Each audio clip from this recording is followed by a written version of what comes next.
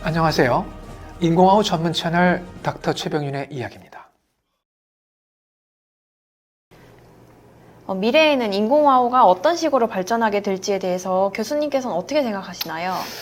네, 외과 의사 입장에서 좀 말씀드리겠습니다. 일단 한 세 가지 정도가 언뜻 머리에 떠오르거든요. 첫째는 외부 장치가 없는 완전 이식형 인공화호가 첫 번째로 머리에 떠오르고요. 많은 사람들이 사실 질문을 하시더라고요. 두 번째는 인공화호의 끝에 약물이 코팅되어 있어서 그것이 수술한 환자에서 장기간 서서히 약물이 이제 방출이 되는 소위 약물 방출형 혹은 약물 코팅형 인공화호가 또 두 번째 이제 인공화호의 미래의 방향으로 생각이 되어집니다. 네, 그리고 세 번째로는 이거는 전극 자체에 대한 얘기는 아닌데 원격으로 매핑을 관리받을 수 있는 그런 원격 매핑의 형태가 또 아마 미래에는 우리가 생각해 볼 수 있는 형태인 것 같습니다. 세 가지를 말씀드릴게요. 먼저 말씀해주신 완전 이식형 인공화호에 대해서는 많이들 네네. 궁금해하시고 많이 또 궁금해하시더라고요. 저 또한 또 궁금한데요. 이거는 언제 개발이 될까요? 이미 연구 개발이 돼 있긴 해요. 그리고 실제로 완전 이식형 인공화 이거를 Totally Implantable Cochlear Implantation이라고 해서 약자를 따서 TK라고 하거든요. 이 TK는 연구 개발이 되었고요, 사실은. 그래서 이미 아마 2000년도 초반에 이 세계에서 몇 예가 이미 시술이 됐고 그 결과까지 리포트가 된 바가 있습니다. 그러니까 연구 개발이 안 돼 있는 것은 아닌데 다만 양산이 되고 있지는 않습니다. 왜 양산이 안 되고 있어요? 왜 양산이 안 되냐면 그 초반에 2000년도 초반에 이렇게 TK를 수술 받은 환자분들이 몇 분이 계신데 일단 그 자체만 TK만 갖고는 충분히 일상생활에서 충분한 크기의 소리를 잘 듣지 못했던 것이죠. 그 이유는 보세요. 보통 일반적으로 우리가 외부 장치를 바깥에다가 하게 되면 외부의 소리가 들어오면 그 소리가 처리가 돼서 피부를 뚫고 들어오잖아요. 근데 TK라고 하는 완전 이식형 인공화호는 외부에서 들어오는 소리가 피부를 일단 뚫고 들어와야 되거든요. 그러면서 소리가 굉장히 많이 감소가 일어나게 되거든요. 그러다 보니까 마이크로폰이 엄청나게 민감하지 않으면 소리가 매우 적게 들어가는 단점이 있는 것이죠. 또 한 가지는 우리 왜 배나 심장에 보면은 심장 소리도 있고 호흡하는 소리, 횡격막이 왔다 갔다 하는 호흡 소리도 있고요.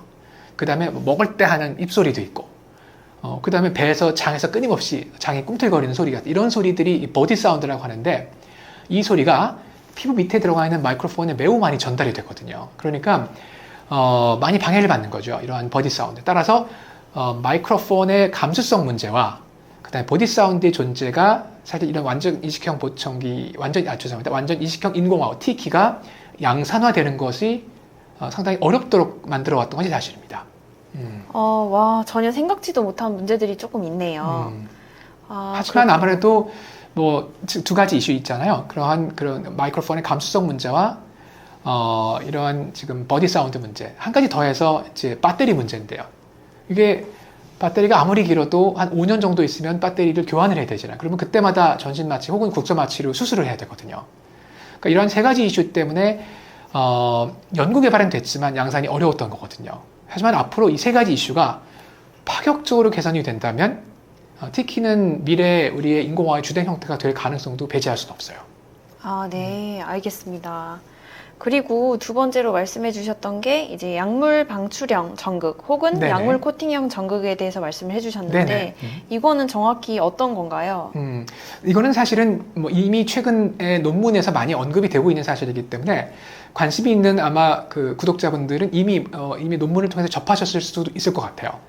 이거는 인공화호의 그 달팽이관에 삽입된 전극에서 약물들이 서서히 오랜 기간 동안 분출이 되면서 그 효과를 발휘하는 것인데 주로 쓰게 되는 약물은 스테로이드 아니면 신경원 세포를 보호하는 그런 약물들이거든요.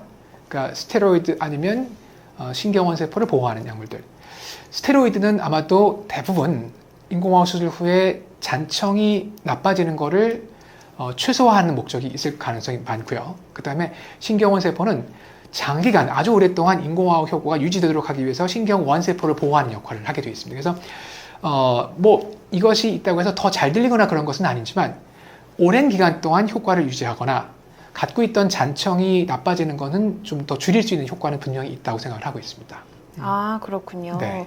교수님, 그러면 음. 궁금한 게 청력이 대프이거나 네네. 경도난청인 사람들에게도 이게 의미가 있나요?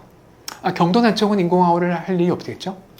이거는 인공화호를 할 정도로 청력이 나쁘신 분이 있는데 특히 저주파 쪽에 잔청이 좀 남아있는 분들은 예를 들어서 스테로이드가 이제 분출되는 그러한 이 약물 방출형 인공화호를 하게 되면은 잔청에 보존될 확률이 조금 더 장기간 있을 것 같고요.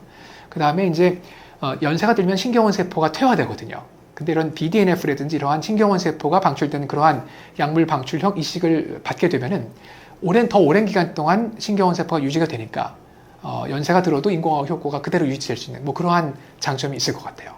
아, 그러면 대상자는 어차피 인공화호를 해야 되는 사람들에 맞습니다. 대한 뭐 대상자가 그분들- 달라지거나 그렇지는 않아요. 네, 그분들이 대상자가 될 거고 네. 잔청 보존의 효과를 볼 수 있는 거네요. 잔청 보존이 조금 더 오래 장기간 될 수 있다는 부분.